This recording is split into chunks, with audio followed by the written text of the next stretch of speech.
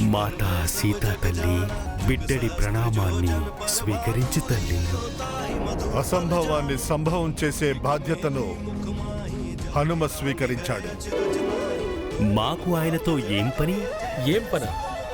నేను మాట్లాడుతున్నది మహానుభావుడైన శ్రీకృష్ణ ప్రభువుల గురించి.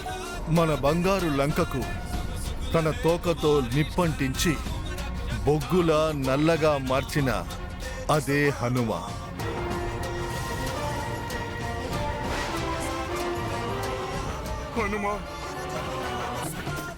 హనుమాన్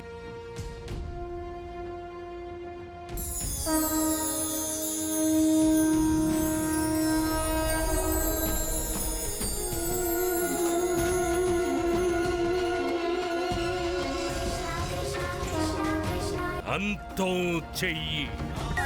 ఇప్పుడే నేను మీకు వినిపిస్తా.